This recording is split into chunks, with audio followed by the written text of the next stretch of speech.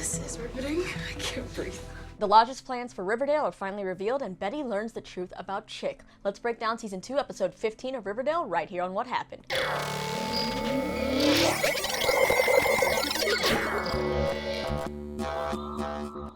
What's going on, you guys? Lisa here, and welcome back to another Riverdale recap. This was one hell of an episode. There were some pretty big things revealed, but also this was an episode that I felt was kind of like bleh for some reason. I don't know. Sometimes it's really easy to get excited about an episode and recap it really quickly, and it's easy to piece things together and group them, but this one, it was just all over the place for me, and I'm not sure if I liked it or not. I think my brain is still processing it. Either way, there are way too many twin bloodlines in this town, and all I want to scream at the TV right now is for the family of the Blossoms to leave Cheryl alone. Alright though, this episode saw the return of Polly and good old Smithers, who was spilling all the tea in this episode. I always knew I liked that guy. We also get the reveal that while Clifford Blossom may be dead, surprise, he has a twin brother because, yeah, it's Riverdale. Why not? Betty also learns the truth about Chic, or some of the truth, and as expected, it's something like the Derek storyline from One Tree Hill.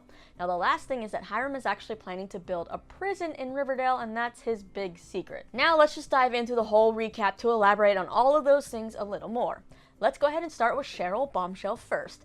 Cheryl walks in on Penelope meeting with Mr. Lazenby, the state attorney, who reveals that Clifford Blossom actually left behind a secret will. It was only to be revealed after the investigations concluded on his side business, aka the Jingle Jangle crap. The beneficiaries of his will are to be named at a public will reading the next day. Cheryl enlists her new pal Tony to be her emotional support at the reading. So the two are in Cheryl's room, and Cheryl's planning to give Tony a little makeover when Penelope busts through, of course being her usual disapproving bitchy self. It's Tony's first time meeting Penelope, but she is one smart cookie because she already knows that woman is a nightmare. At the will reading, Nana is there as well as Hal, Betty, and Polly. The lawyer starts reading the will and says that the Thistle House goes to Nana Rose while Thornhill goes to Penelope, but sadly for Penelope, that place got burned down. The remaining assets will be divided in half. One half will be distributed equally among anyone in Riverdale who can prove with medical authentication that they have even one drop of Blossom blood in their veins, and that's why Hal, Betty, and Polly are there. Now you might be asking where Alice is. Well, don't worry, she totally would not miss out on this. You see, earlier in the episode, Hal told Alice he wanted a divorce. He said it wasn't about Penelope, but about Alice, someone who he worshipped for 20 years, choosing Chic over him. He also reveals he sold the register for a really good price, and he's going to give Alice half of the money if she sets him free immediately. That seems like a pretty good deal, right? Alice thinks so until Polly shows up and informs her of the will reading. That's when Alice comes busting in with her lawyer, aka Sierra McCoy, and does what Alice does best. She accuses Hal of trying to cheat her out of a Blossom payday, and she gets extra sassy. I will be taking half of whatever blood money you get from this inbred cesspool of a family. Yeah, that's right. I said inbred. Penelope then tries to tell Alice to leave, but Alice is definitely not having that. Shut your face, you half-melted 10-cent trollop. This is riveting. I can't breathe. Alice then gets escorted from the premises, and it's revealed that the other half of the assets will go to the true heirs, Jason and Cheryl, which means just Cheryl. Cheryl thinks this is a great time to give a speech, but she's interrupted when this happens. I couldn't have said it better myself.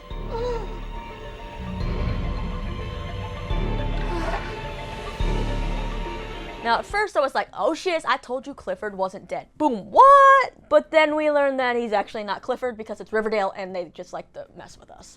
His name is actually Claudius, the twin brother who was being groomed to inherit the Blossom Empire. He and Clifford were actually inseparable until their 14th birthday. That's when Clifford took Claudius to Sweetwater River, pointed a gun at him, and then spared his life in order to not give in to the Blossom curse, which usually finds one twin meeting a violent end, often at the hands of the other. Claudius then ran off and joined the Merchant Marines and sailed around the world. He's now back in town, and while it seems like he's a good guy, don't forget he's still a Blossom and he's going to end up being evil. It turns out he wants revenge on the Lodges, but Penelope tells him that first they have to take care of Nana and Cheryl. Little do these evil bastards know that Cheryl overhears this whole thing, and it's like, damn, can Cheryl just not catch a break? She needs to move out of this house ASAP. Like, go live with Tony, go move in with Betty, go get yourself your own hotel. I don't know, but get the hell away from the Blossom family. From one creepy family to another, let's talk about Chic. Betty has been using Kevin to catfish Chic in order to find out more about him. She basically makes Kevin video chat with him while she feeds him what to ask and takes notes.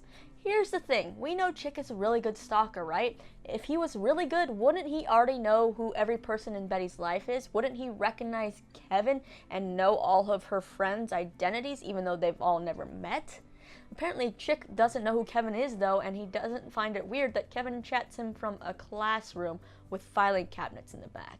And if Chic does know who Kevin is, then he's just playing along, but why? I'm just glad Betty's finally sensing how freaking creepy Chic is, and she's even sided with Hal about making Chic move out. When Betty returns home from school one day, she discovers that Polly has returned with the twins, and the image of Chic holding one of those twins is just going to give me nightmares tonight. Thank God Betty goes and rescues that twin from him.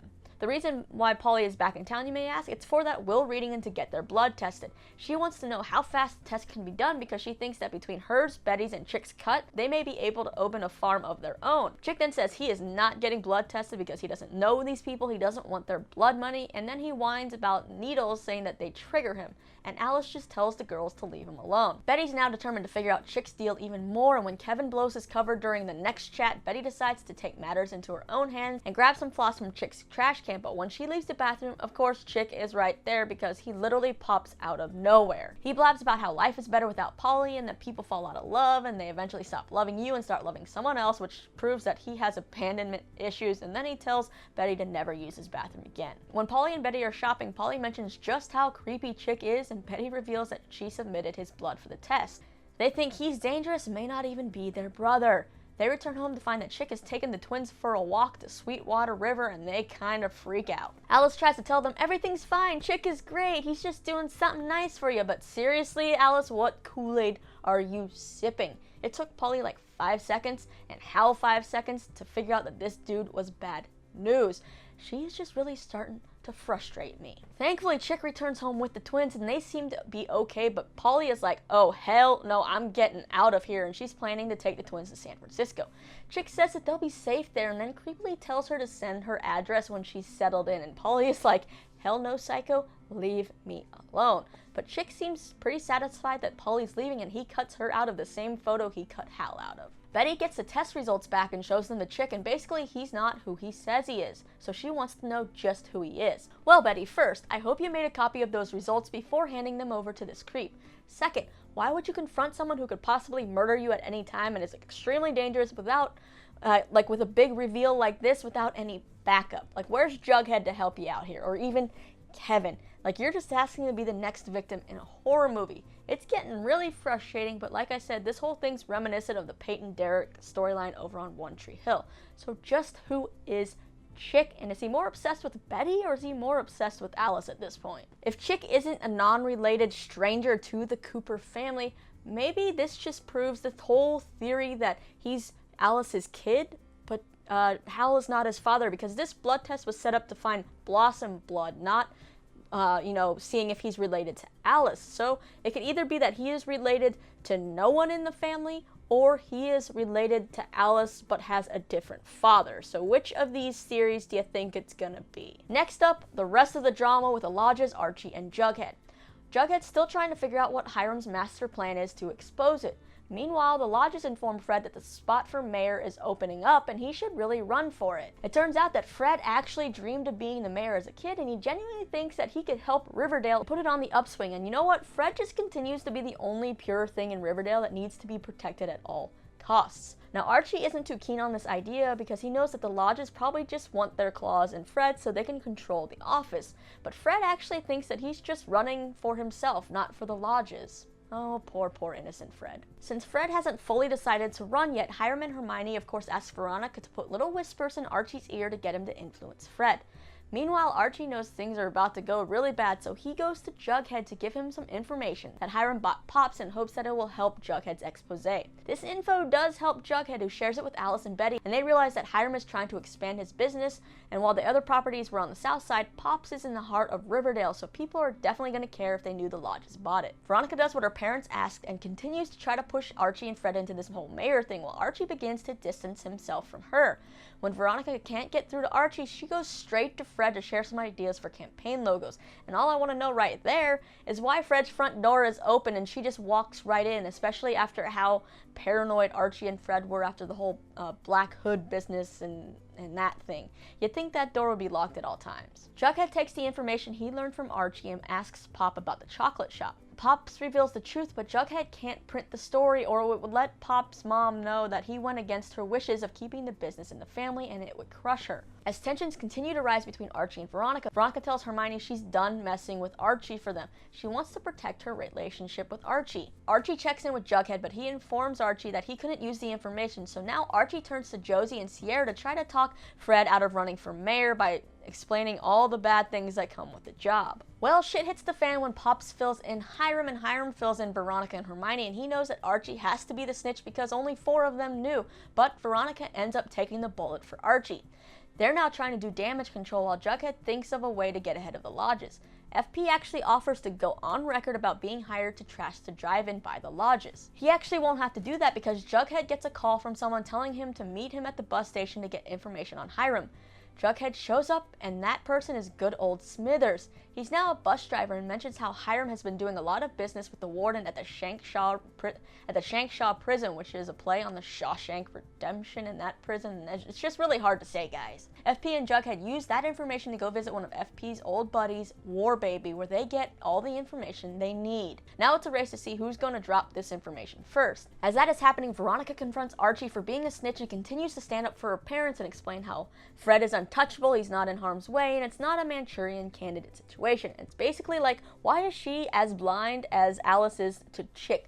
How can Veronica be okay with doing her parents' dirty deeds and all the manipulation that she has been forced to do? She is hurting the people that she loves. And I get loving your family, but that girl needs to grow a backbone and a moral compass and get out of this mobster life. Archie demands to know what Hiram's plans for the South Side are, but before that can happen, Fred interrupts them to say that he is going to run for mayor. Archie goes straight to Hiram to learn what's going on and threatens him with his notebook. Meanwhile, Jughead's trying to get his expose published by Principal Weatherby, but Weatherby refuses to publish it. And all I want to know is why Jughead just doesn't make copies by himself and pass it out. Like, you can do that. Just print it on some paper, make some copies at the library. Well, it seems like everybody is a snitch in this episode because the lodges learn that FP and Jughead paid a visit to the prison and now they gotta speed things up to cover their ass. They tell Fred and Archie that they've been planning to turn Southside High into a private for-profit prison, and all the housing Fred's been working on is housing for the workers of this prison. Now, Fred does not approve of this plan and says he is out, while Archie decides to actually stick around, and he pledges his allegiance and loyalty to Hiram with a blood oath and the burning of his notebook. Also, that means the lodges come first for Archie, and it's like, what are you thinking? You better be doing this in order to get intel to continue snitching, because you're really going to put the lodges first before your own father, who is the best and only person really with morals, besides maybe FP, who's been turning his life around in Riverdale. Come on, Archie. Alright, and to solve this mayor problem, Hermione decides that she's going to be the one to run, but the episode does allude to the possibility of Fred actually running against her, which I would love to see. And that wraps up the recap, and it feels like a lot in this episode, right? Like, how does this tiny town of Riverdale have so much drama? I'm not going to lie, I'm honestly over this whole Lodge and Archie storyline. It just needs to end quickly because it's getting repetitive, and I can't deal with Archie and Veronica right now anymore. At least during all the drama, there were a few laugh-out-loud moments like this. It's all right. I enjoy meeting new people. Do you know, during my journeys as a sailor, I came upon the most wonderful island, Lesbos. Oh my God. And with that, let's watch the promo for the next episode. Mr. Cohen, what brings you to Riverdale? I'm here to endorse Hermione Lodge. You're choosing Hiram's side over his. You made a promise to me. I catch bad men. I'm out there facing what you and Daddy have done. I'm terrified of being alone here. This is our fight. I will knock you down. You're scaring me, Betty. You're scaring me. Alrighty, so what did you guys think of this week's episode? I have to say, it was nice to see a little bit more of Cheryl and Tony, although I guess I would have liked a little bit more progression in their relationship, but it was also nice to see the return of Polly. Other than that, really had mixed feelings about this episode as a whole. That's just me though. Now it's time for you to weigh in. What do you think Penelope and Claudius are up to? Will Archie actually stay loyal to Hiram? Who is Chic? Will Fred run against Hermione? Will Jughead be able to take down Hiram? Leave all your thoughts on those questions in the comments down below or tweet me. Then you can click right over here to see the full cast for the Sabrina the Teenage Witch reboot because they just announced who's going to be playing Harvey Kinkle. After that, hit the thumbs up if you like what you see, subscribe, and my name is Lisa. Thanks for watching.